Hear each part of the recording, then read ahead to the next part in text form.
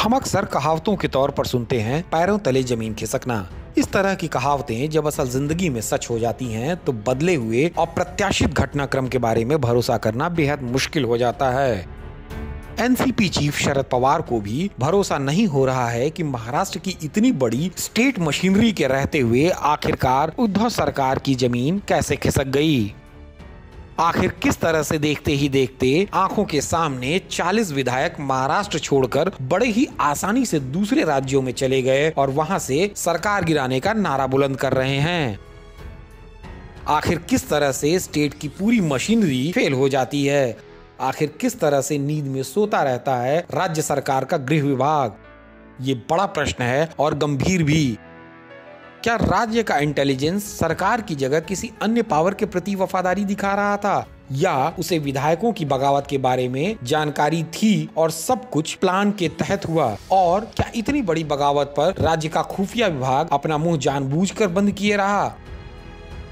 अगर ऐसा है तो सच मानिए ये बड़ी ही खतरनाक बात है, क्योंकि सभी राज्यों की खुफिया इकाई स्वायत्त होती है और राज्य सरकार के प्रति वफादार रहती है।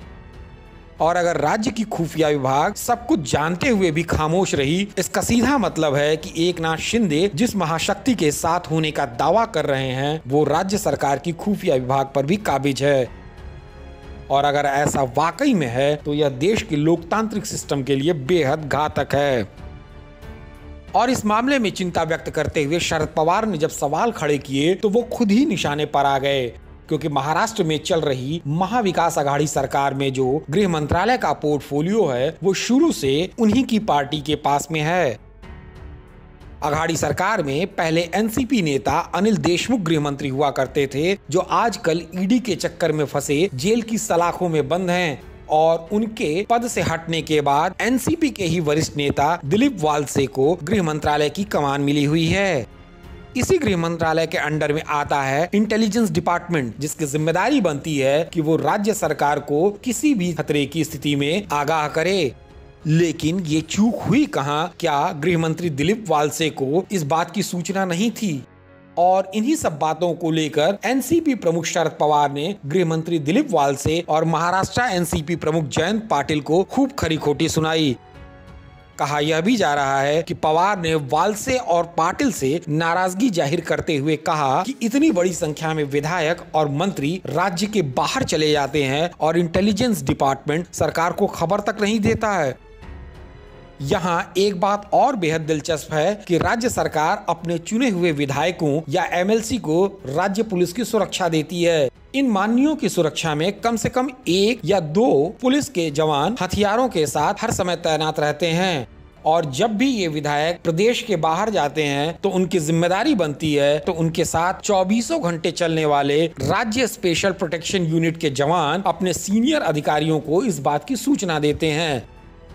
लेकिन अजीब सा खेल हुआ महाराष्ट्र में। यहाँ 1-2 नहीं बल्कि 40 से अधिक विधायक अलग अलग तरीके से राज्य छोड़कर बाहर चले गए और इंटेलिजेंस विभाग इस बात से बेखबर रहा। तो क्या मान लिया जाए कि इस खेल के लिए स्टेट मशीनरी को भी फेल कर दिया गया, उसे खत्म कर दिया गया, जबकि स्टेट इंटेलिजेंस रोजाना मुख्यमंत्री और गृह मंत्री को राज्य के हालात और रोजाना होने वाले महत्वपूर्ण घटनाक्रमों के बारे में ब्रीफ करता है। ऐसे में सवाल खड़ा होता है कि मुख्यमंत्री उद्धव ठाकरे और गृह मंत्री दिलीप वालसे को इस बात की जानकारी नहीं थी कि उनकी सत्ता भरभरा कर गिरने वाली है और उसके लिए विधायक किसी दूसरे सूबे में जाकर खाद और पानी ले रहे हैं। इस वीडियो में अभी के लिए इतना ही। देश और दुनिया की ताजा खबरों के लिए जुड़े रहें लोकमत के साथ।